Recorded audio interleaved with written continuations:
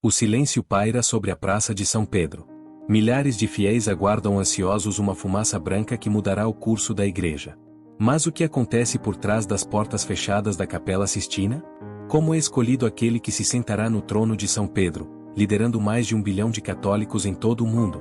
Para entender esse processo profundamente simbólico e repleto de tradição, precisamos viajar para dentro dos muros do Vaticano, onde o tempo parece parar e os ritos se repetem há séculos, protegidos pelo véu do mistério. Em silêncio absoluto, longe das câmeras e do mundo, dezenas de cardeais se reúnem sob os afrescos de Michelangelo, na Capela Sistina, para escolher o novo líder espiritual de mais de 1 bilhão de fiéis. Cada voto, cada oração e cada suspiro carrega o peso da história e da fé.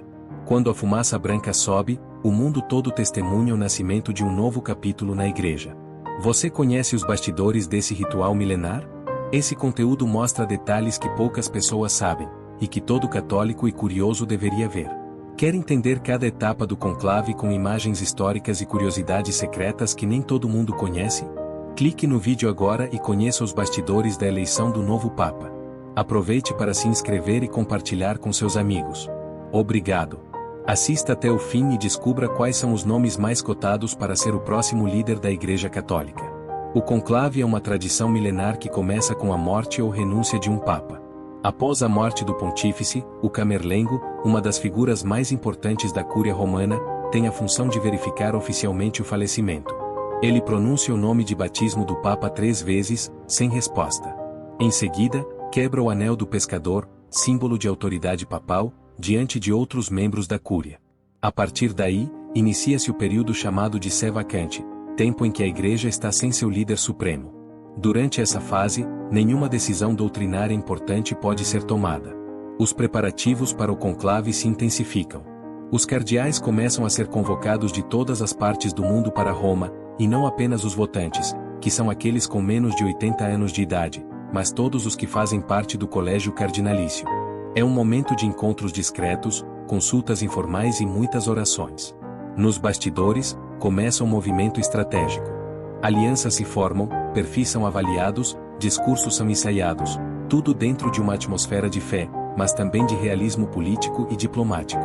Esses cardeais são considerados os principais candidatos ao papado, cada um representando diferentes regiões e tendências dentro da Igreja Católica, segundo a imprensa mundial. Pietro Parolin. Idade, 70 anos.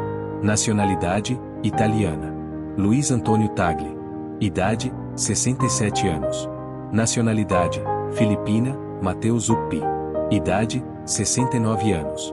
Nacionalidade, italiana, Fridolin Ambongo Bezungu. Idade, 64 anos. Nacionalidade, congolesa, República Democrática do Congo, Peter Erd. Idade, 72 anos. Nacionalidade, húngara. A Capela Sistina é mais do que um símbolo do esplendor artístico da Igreja. Durante o conclave, ela se transforma em um santuário de segredo absoluto. Antes de qualquer cardeal adentrar o local, equipes do Vaticano e da segurança instalam dispositivos que bloqueiam qualquer sinal eletrônico. Toda forma de gravação, comunicação externa ou espionagem é rigorosamente proibida. As janelas são cobertas, cada canto é inspecionado. Um juramento de sigilo absoluto é prestado por todos os envolvidos: cardeais, médicos, cozinheiros, faxineiros, assistentes, técnicos. Quem quebrar esse voto pode ser excomungado. A capela é dividida, há espaço para orações, votações e descanso. No teto, o juízo final de Michelangelo parece observar cada movimento dos cardeais, como um lembrete visual da importância eterna daquela escola. O conclave reúne cardeais de diversas nacionalidades, com visões pastorais e teológicas distintas. Nos dias que antecedem a votação, os nomes mais cotados, chamados de papabili, começam a se destacar nas conversas. Esses candidatos, geralmente, são homens com longa trajetória na Igreja, experiência diplomática, reputação ilibada e capacidade de diálogo com diferentes correntes. Alguns vêm da Cúria Romana, o centro administrativo do Vaticano. Outros, de arquidioceses influentes como Nova York, São Paulo, Manila ou Milão.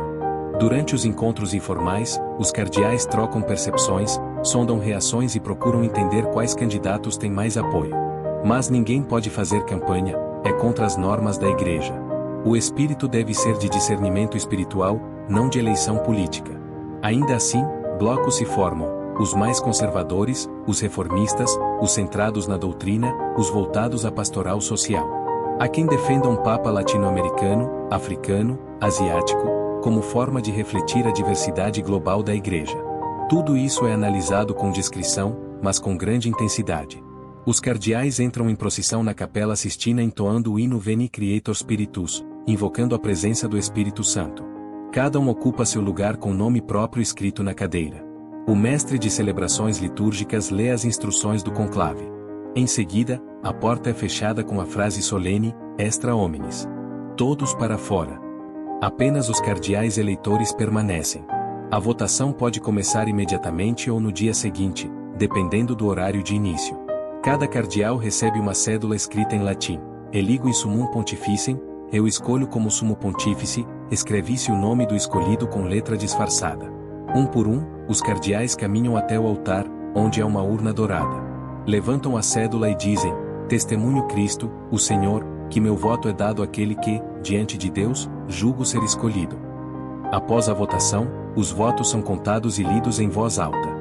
Para que um novo Papa seja eleito, são necessários 2/3 dos votos. Se nenhum candidato alcançar esse número, as cédulas são queimadas com substâncias que produzem fumaça preta, sinal de que não houve escolha. A fumaça branca, por sua vez, significa: temos Papa. Cada conclave é único. Pode durar poucas horas ou vários dias. Alguns dos mais curtos ocorreram em menos de 24 horas, como na eleição do Papa João Paulo I. Já o mais longo da história durou quase 3 anos, entre 1268 e 1271. A pressão aumenta a cada votação. Os cardeais mais cotados começam a perceber o clima, em muitos casos, recusam educadamente quando percebem que podem ser escolhidos. Alguns até pedem para não votar em seus nomes, por humildade ou temor da responsabilidade. Mas, se um nome começa a crescer em consenso, os cardeais passam a considerá-lo de forma mais aberta. Há momentos de tensão, silêncio, orações pessoais e suspiros de ansiedade. À medida que o conclave avança, os blocos vão cedendo, buscando uma figura que represente equilíbrio, continuidade e esperança. Quando um candidato atinge os 2/3 exigidos, o clima muda. Os olhares se voltam para ele.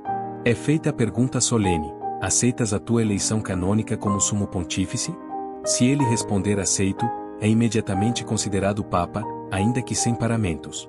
Em seguida, é perguntado: com que nome queres ser chamado? E assim nasce um novo capítulo da história da Igreja. O novo Papa é conduzido até a chamada Sala das Lágrimas, um pequeno cômodo ao lado da Capela Sistina, onde ele pode rezar, se recompor e vestir os trajes papais. Lá, estão disponíveis batinas em 3 tamanhos, pequeno, médio e grande, pois ninguém sabe quem será eleito. É um momento de emoção intensa, onde muitos choram de forma contida. Ele veste o manto branco, recebe o anel do pescador e se prepara para sua primeira aparição. Enquanto isso, um cardeal anuncia ao mundo, da sacada central da Basílica de São Pedro, as palavras históricas: Annuncio vobis gaudium magnum, habemus papam. Anuncio-vos uma grande alegria, temos Papa.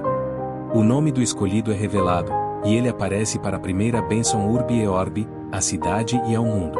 A multidão irrompe em aplausos, lágrimas e cânticos.